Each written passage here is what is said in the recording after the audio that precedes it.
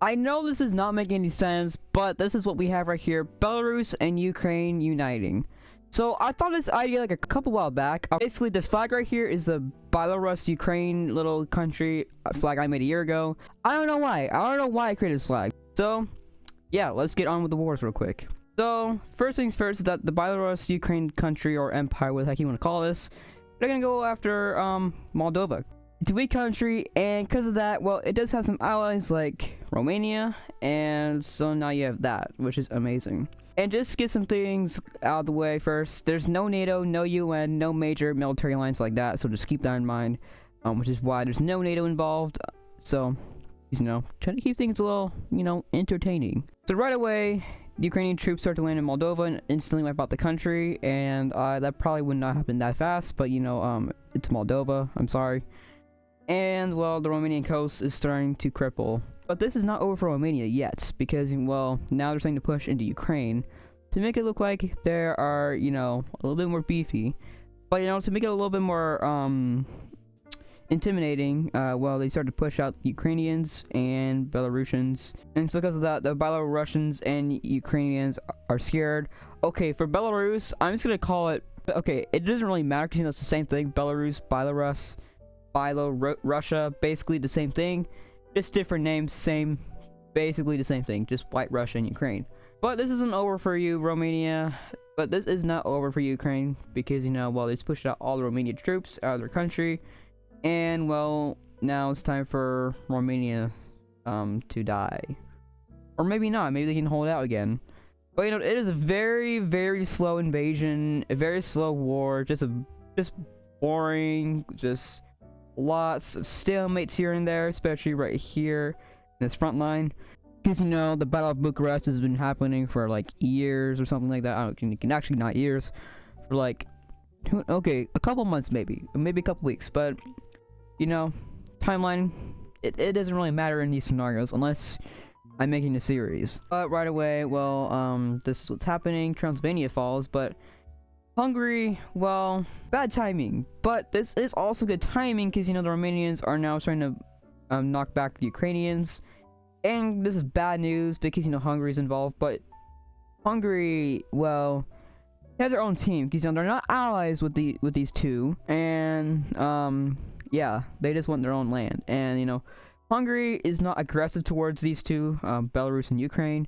But they are aggressive towards Romania because of Transylvania, even though that was like 100 years ago. So right away, the Romanians start to break this stalemate, which goes pretty successful, but very, very, very violent. This is a huge opportunity for the Hungarians to, well, basically take some land of their own and start a massive push into Transylvania. But you know, it's a lot of unprepared troops, and you know, it was a lot. Yeah, I'm telling you, it's like probably at least half their army. And you know, I cannot speak because I haven't recorded in 2 days because you know I was sick yesterday. So first things first, well, Belarus and Ukraine, well, now this is going on. So Romanians were a little bit distracted in the west, but now they have to focus on 2 different countries. And you know, this is really annoying for the Romanians, of course, because you know, well, Transylvania is basically over for them, and now it's just for, well, Wallachia, the southern region of Romania, to basically fall apart. Bucharest gets captured because you know Bucharest is like around here, and well, that's an uh-oh for you, Romania. So let's go see this peace treaty, and yeah, and this is the peace treaty right here, and basically it's just Wallachia and little bits of Transylvania, but this is what we got. And you know, Ukraine's looking thick, the Ukrainian part of this empire. Belarus is a little bit angry that they don't have much land, but they're just gonna hold off for now. So now it's time for Belarus to get some land, and Ukraine is pretty happy about that. They're going to go with Lithuania and Latvia and Estonia. And if they made all these countries, well, now they have a pretty long border with Russia. If they annex all 3 of these countries, well, let's find out. Belarus is going to have the time of its life now because, you know, they're about to annex lots of territories. Well, right away they captured Lithuania's capital, Vilnius. And, you know, that's already a major loss for the Baltics because, you know, that is the capital of Lithuania. If I am not wrong, I think Lithuania is the strongest of the 3. Don't quote me on that.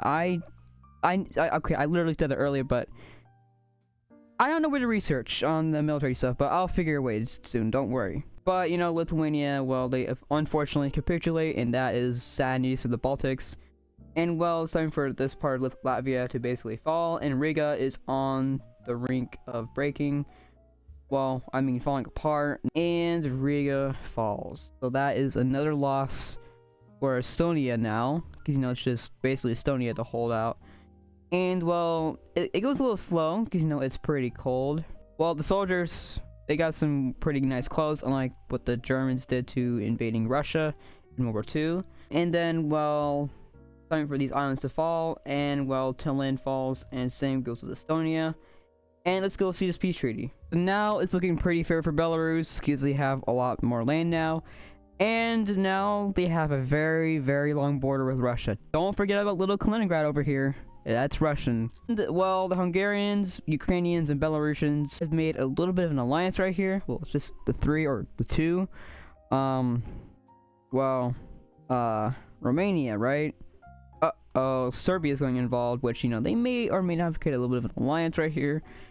In which, because of this, well, we have the Serbians and the Serbskins, whatever the heck you call these people, which Bosnia's going to involve, same as Croatia, and Bulgaria, and Albania / Kosovo.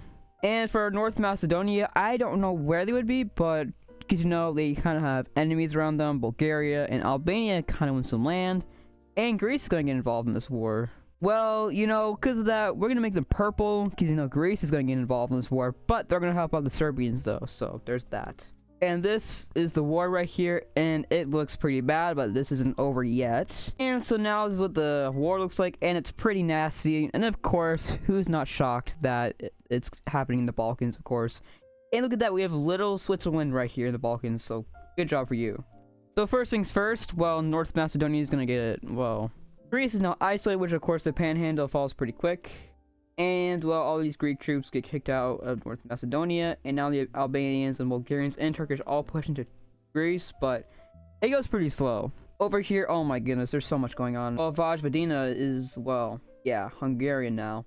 And Wallachia, well, and this, I don't know what to do about Bosnia and Herzegovina, but I guess, the Croatians and Bosniaks push out Serbians, the Serbian rebels, Romania falls. And this war is going pretty quick. It's going in favor of the red team. It's not going so hot in here now in Greece. Greece is pushing out the red team. And of course, Greece starts a push into Albania. Basically, it's just Serbia out here. It's kind of time for you to fail, Serbia. So you can just go ahead and just fall if you want to. But I guess I don't want to. Until Belgrade falls, and well, it's time for you to surrender. And this war isn't over yet, because we just have the Greeks, and Greece is like, okay, what do we do here? Now we're not looking that good. Owie. No, not Crete. Okay, it's time to surrender at this point, in which they do. So let's go look at this peace treaty, because it's gonna look pretty nasty. This is a different looking Balkans now, and Czechoslovakia, of course. And like I did say before, Belarus, Ukraine, well, they're allies of Hungary, of course, and they're both going to invade Slovakia with each other. And just like that, Bratislava falls, and basically Slovakia doesn't stand a chance, and basically capitulates just like that. Now let's go to the peace treaty real quick. And so there's that. Slovakia, why? No, let's ask the Ukrainians real quick. Why did you invade Slovakia? Your borders look more ugly. Well, I honestly don't know. Probably because, they have some plans to do. It's time to invade Czechia now. And, well, Hungary, kind of hungry for some land. Well, they're gonna go invade Croatia. And because of this, well, Croatia was in the middle of doing an invasion of Bosnia and Herzegovina. This is a bit of an issue now. We have another Balkan war going on, and now we're invading Czechia. Which, because of that, congratulations, you just got Poland involved. Poland, well, they were supporting Belarus, Ukraine, but because of that, not anymore. Because, they're invading Czechia. And Poland loves Czechia. And Slovakia too, but they were a little scared to do something about it. But now, they're going to stand up for Czechia. And, well, good news for Croatia. Well, Bosnia falls, but the issue is that Hungary is now pushing into Croatia. But the thing is, though, Serbia is going to stand up and basically get themselves involved. But the thing is, though, Croatia and Serbia do sign a non-aggression pact, which they both agreed to not invade each other. But this doesn't mean they're allies, though. Serbia, they want their own lands back. And, Hungary has a lot of territory now. So basically, well, Hungary did, well, yeah. And then we do have some Romanian rebels popping up. The Croatians push out the Hungarians. But going back to Belarus, Ukraine's part of the video, Czechia, well, I mean Moravia, and a push into Poland is made, of course, but it doesn't really last that long. And, you know, Poland pushes into Belarus, because, you know, Belarus is the more weaker friend of Ukraine. And, you know, the goal is to get Minsk, but, you know, their long goal is, of course, to get Kyiv, but, you know, it's gonna take a long time to get to Kyiv. So Poland does a little bit of a spearhead into Minsk, which kind of fails, but, you know, that's Poland for you. The Belarusians and Ukrainians will start to push back the Polish, but, you know, it goes pretty slow, of course, because, you know, the Polish have a lot of troops, of course, building up by a lot. That is not good news for you, Hungary. And, well, Hungary surrenders. And so now, Belarus, Ukraine is now going to war against the Romanians and the Croatians. So now, what the heck is going on? Well, Hungary, they're kind of a little bit in a civil war right now. Well, we have the Hungarian separatists. We have this brand new Hungarian government that's starting to form. But the thing is, though, Hungary is gonna betray these Hungarians and get themselves involved and invade the rest of Hungary. And we'll do something about this later. But this, well, it goes pretty well for the Ukrainians and Belarusians of pushing into Czechia, of course. Which, you know, their goal was to push into Czechia and capture Prague, because, you know, there's some money there. And, well, Czechia does eventually fall, just like that. Now, it is just Poland by themselves, in which they're like, okay, we gotta push our troops back into our own country. But the thing is, though, the Belarusians and Ukrainians are already pushing back the Polish, so this is a frozen front line right here. But, though, the Romanians, well, good job. Yeah. Well, Serbia's got some brand new borders, but of course Serbia did agree to give their occupied parts to the Belarusians and Ukrainians, which the Croatians, well, but right here, the Polish do eventually get kicked out of Belarus, and, well, a push into Poland, and, well, basically Warsaw is now made, which, you know, it's getting pretty big, and so yeah, that. The Croatians start to get pushed out of Hungary, and now it's just the Croatian borders. Now Zagreb gets captured, in which Croatia, well, they still keep fighting until like, okay, let's just surrender. In which Poland's like, okay, I think we should start this war, but of course they want to pick out all these guys real quick first, and then we can do a treaty. And so there's that. Now we have a very, very confusing looking country right here. I mean, what the heck is going on? We got Transylvania as a country now. We got Hungary barely existing. We only have just Czechia, no more Moravia. And Poland, well, has got a big chunk of its territory bitten now.